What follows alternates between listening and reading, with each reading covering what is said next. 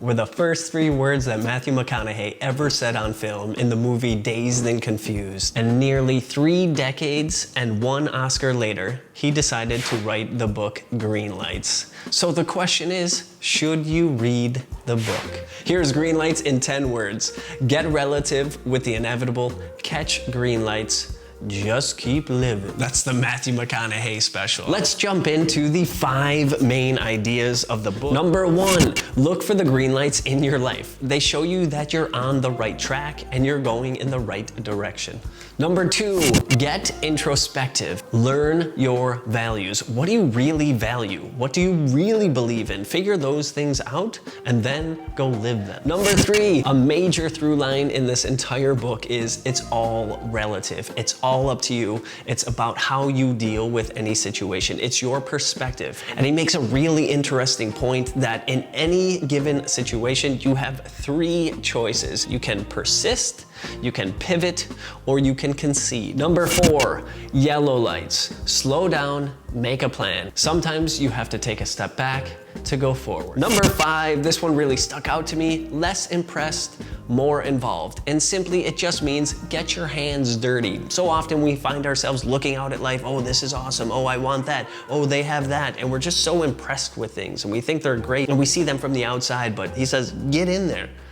Get muddy, get your hands dirty, get involved in the situation, do the work that's required. Here is Greenlights in 4 sentences. Number 1, Matthew McConaughey takes us on a journey through his journaled memories from a teenage boy in Australia to mega stardom and everything in between. Number 2, the book is a culmination of 35 years of his journal entries and philosophy, his poetry and his random musings, and it's all collected into this one very uniquely written memoir. Number 3, from the jungles of the Amazon to road tripping around the US, McConaughey takes us through a journey of his adventures and the lessons that he learned in each segment of his life. And number 4, the book tells us one specific thing. Life is a process of moments. It's inevitable that we are all going to die someday, and how we choose to get there is completely up to us. But the best way to do that is to find values that we want to live by to live a meaningful life. In his own words, he says this is a playbook based on the adventures of his life. One of my favorite sections of my summaries, let's start with the top 3 quotes. And what better way to start with this one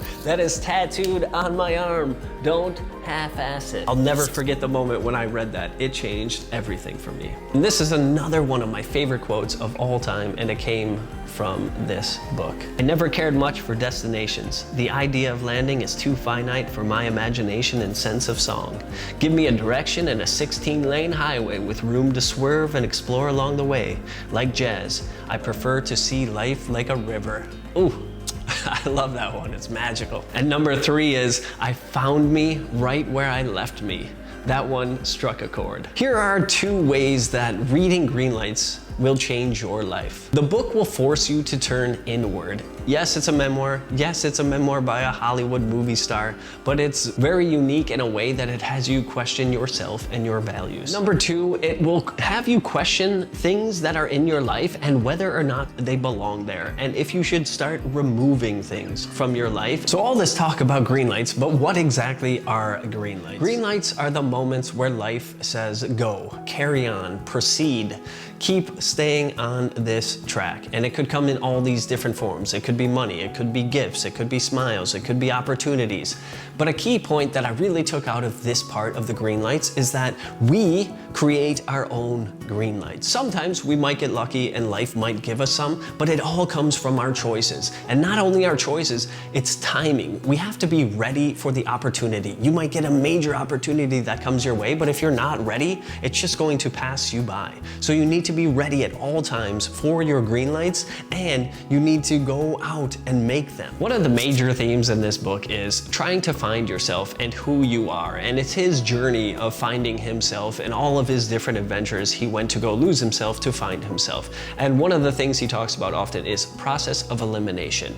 And he says this: the first step that leads to our identity in life is usually not I know who I am, but rather I know who I am not. When we decrease the options that don't feed us, we eventually, almost accidentally, have more options in front of us that do. Knowing who we are is hard. Eliminate who we are not first, and we'll find ourselves where we need to be. And I love this. It's so relevant for today because we have an abundance of choice. Another part of the book that I thought was really important, and I call the monster the choice and the page. And he calls the monster the unknown. It will always be the unknown and uncertainty that we are afraid of most. Anytime we want to grow or make a change, or we're experiencing a red light or a yellow light, there's always going to be that monster there. And it's up to us to make the choice in how we deal with that monster. We are always the author of our life. I've never had a hard time turning the page in the book of my life. And in the book, he mentions 3 things that put life in perspective: death, family crisis, and newborns. All of these situations have power to give us so much, but at the same time, 3 things can take everything from us. When you really stop and think about these 3 things, death, family crisis, and newborns, you realize that everything matters and it's all important. And this might be my favorite part of the book, and it might be my favorite part in many books. It goes like this. McConaughey is traveling with a couple of friends in Africa, and they're out eating dinner, and a woman walks by, and she's clearly a prostitute. One of the men says, "Oh, that's horrible.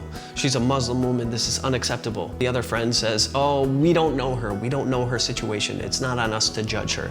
And they kind of start arguing and going back and forth, and then one of them turns and says, "Matthew, what do you think?" And McConaughey says, "I agree with Ali." Ali looks at him and he snaps. It's not about right or wrong. It's not about agreeing. It's, do you understand? And I get chills just thinking about that. And when McConaughey apologizes and said, "Sorry, I didn't know," his friend looks at him and he says, "You'd better be different, not sorry." This is so powerful, and I think it's one of the most important lessons in life, because so often we are guided by our beliefs and we're blind to the rest of the world, and we never really truly seek to understand other people. We're always trying to be right, or we're waiting for our turn to speak next. But the reality of the situation is, if we just listen and truly understand people, life will change. So, how did I rate this book?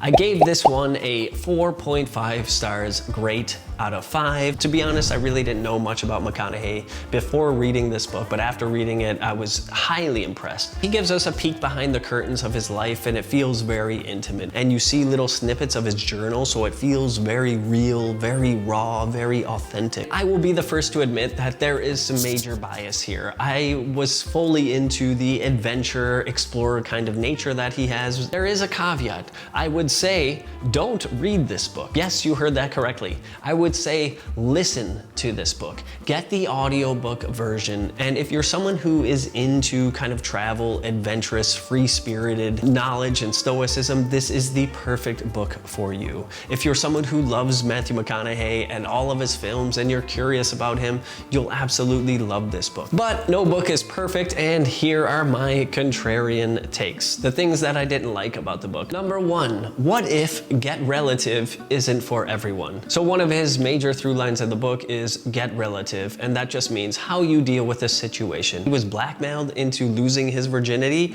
and he was molested as a teenager in the back of a van unconscious. Kind of gets breezed over very early in the book, and then he never returns to talk about it, which is interesting, I would say, to say the least. For some people, they might have traumas that they just can't get relative with. And it's difficult, and it's understandable that some people struggle and they might need some help. But for McConaughey, he was able to deal with it in his own way. He had supporting, loving family systems around him to help him, and good friends. So he was able to get relative and to deal with it. But for everyone, maybe it's not possible to just move past getting molested in the back of a van by someone. Number 2, what if sneakily keeping a woman at your house at 4 a.m. and lying to her is a bad thing? In the book, he tells this story about his wife, and it's very endearing, and how they met at a club. And then he's like, "Hey, do you want to come back to my house?" And she first says no, but then her car gets towed. So they go back to his place with some friends. So she wants to go home around 3:30 a.m. And McConaughey says, "Yeah, I'll get my chauffeur to give you a ride back, no problem." And they go outside, and oh no, the chauffeur's not there because he never called him. Then he's like, well, let me help you. I'll go call a cab. Called 3 cab companies. Oh no, I called 3 cab companies and oh no, none of them were available and none of them could come. And then he fully admits that at his place, there's little to no cell service. So she had no way of contacting anyone, no way of really getting out of there. He lied about having a chauffeur drive her home, and he lied about calling a cab just to have her stay in the guest room, which is okay. But he doesn't hide the fact that he went down and tried to see how she was doing twice. Depending on how you look at this, it could feel very endearing because it's McConaughey and it ended up being his wife and everything turned out a-okay. But on the other hand, it might seem a little sketchy. In every one of my book summaries, I want to leave you with actionable takeaways because so many self-help books make you feel like you learned something, but you don't really do anything actionable. So here it is. Number 1, I recommend creating a piece of content, reflecting your thoughts about what it means to just keep living. And also, you need to journal on your anti-vision. Journal out everything that you are not and everything that you don't want to be. Number 2, have a deeper look at Hollywood. Ask yourself, what assumptions might you have about Hollywood that might be incorrect? This is something I had to ask myself after reading this book, because after reading this book and Will Smith's biography and even Kevin Hart's, I was like, okay, these waters run a little bit deeper than I thought. 3, and this might be the biggest one, the one I would recommend whether you read this book or not, is create a values list. List them out. And naturally, over time, they will condense, but have a values list somewhere you can see it. You could put it on a Post-it, on the mirror, write it down, use it as a screensaver, but have your values there. Eventually, those will start to inform your decisions. Number 4, I've been thinking about this a lot, is ditch the journal, believe it or not, especially after reading a book like Greenlights, where it's all about collecting journal entries and writing your thoughts down.